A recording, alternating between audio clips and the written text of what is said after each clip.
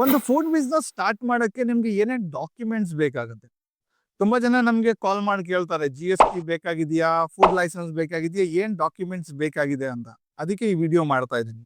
ನೋಡಿ, ನಿಮ್ಗೆ ಒಂದು food licence, general registration, FSSAI department ಒಂದು ಸಾಕು. ನಿಮ್ಗೆ GST ಏನು ಬೇಕಾಗಿಲ್ಲ.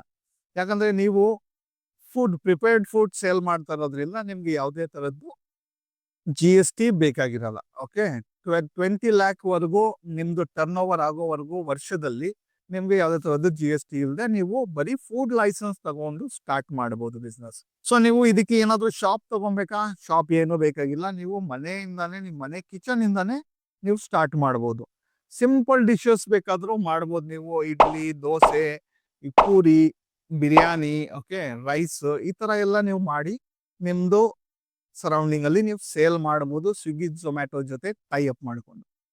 ಸೊ ನೀವು ಫುಡ್ ಲೈಸೆನ್ಸ್ ಮಾಡಬೇಕಾ ಇಲ್ಲ ಸ್ವಿಗ್ಗಿ ಝೊಮ್ಯಾಟೊ ಜೊತೆ ಟೈ ಅಪ್ ಮಾಡಬೇಕಂದ್ರೆ ನಂಬರ್ ಕೊಟ್ಟಿದ್ದೀನಿ, ಅಲ್ಲಿ ಕಾಲ್ ಮಾಡಿ ನೀವು ಡೀಟೇಲ್ಸ್ ತಗೊಬಹುದು.